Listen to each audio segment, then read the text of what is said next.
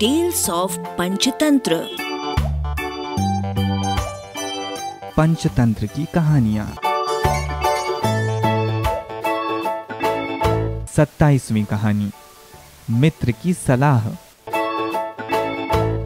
एक धोबी का गधा था। वो दिन भर कपड़ों के गट्ठर इधर से उधर ढोने में लगा रहता। धोबी खुद भी कंजूस और निर्दयी था। अपने गधे के लिए चारे का प्रबंध नहीं करता था, बस रात को चरने के लिए खुला छोड़ देता। हर नजदीक में कोई चरागाह भी नहीं थी।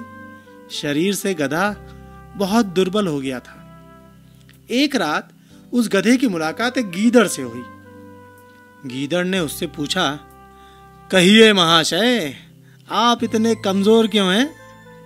गधे ने दुखी स्वर में बताया कि कैसे उसे दिन भर काम करना पड़ता है, खाने को कुछ नहीं मिलता, रात को अंधेरे में इधर उधर मुंह मारना पड़ता है।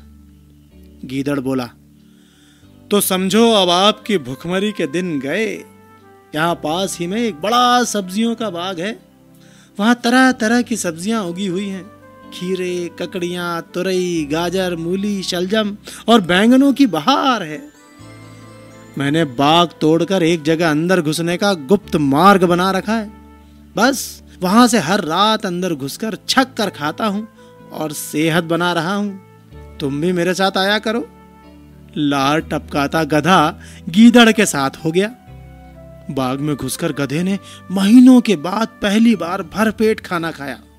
दोनों रात भर बाग में ही रहे और पौ फटने से पहले गीदड़ जंगल की ओर चला गया और गधा अपने धोबी के पास आ गया। उसके बाद वे रोज रात को एक जगह मिलते, बाग में घुसते और जी भर कर खाते।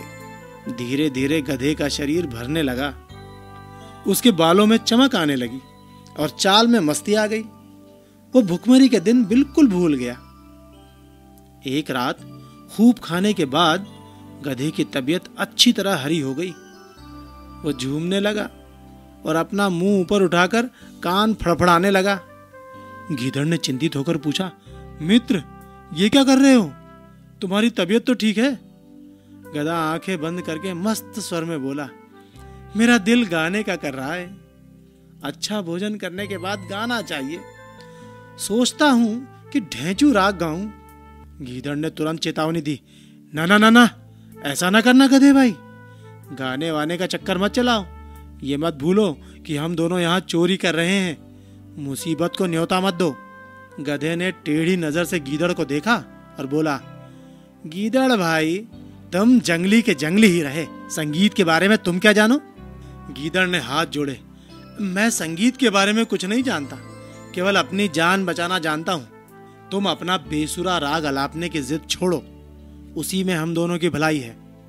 गधे ने गीदड़ की बात का बुरा मानकर हवा में दुलत्ती चलाई और शिकायत करने लगा, तुमने मेरे राग को बेसुरा कहकर मेरी बेइज्जती की है।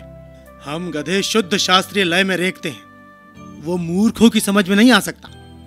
गीदड़ बोला, गधे भाई, मैं मूर्ख जंगली ही सही, पर एक मित्र के नाते मेरी सलाह मानो। अपना मुंह मत खोलो, बाग के चौकीदार जाग जाएंगे। गधा हंसा, अरे मूर्ख गीदड़, मेरा राग सुनकर बाग के चौकीदार तो क्या, बाग का मालिक भी फूलों का हार लेकर आएगा और मेरे गले में डालेगा। गीदड़ ने चतुराई से काम लिया और हाथ जोड़कर बोला, गधे भाई, मुझे अपनी गलती का एहसास हो गया है। तुम महान गायक हो।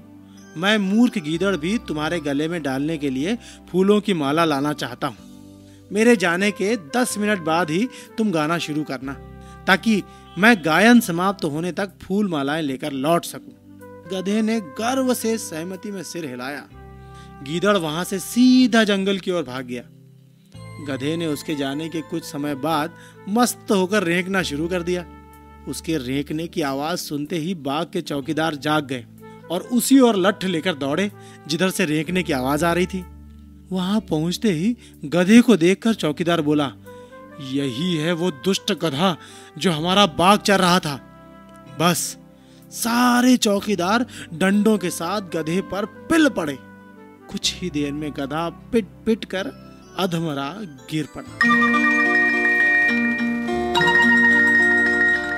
इस कहानी से हमें सीख मिलती है कि अपने शुभ चिंतकों और हितैषियों की नेक सलाह न मानने का परिणाम बुरा होता है। प्रस्तुति लिब्रा वेलफेयर सोसाइटी।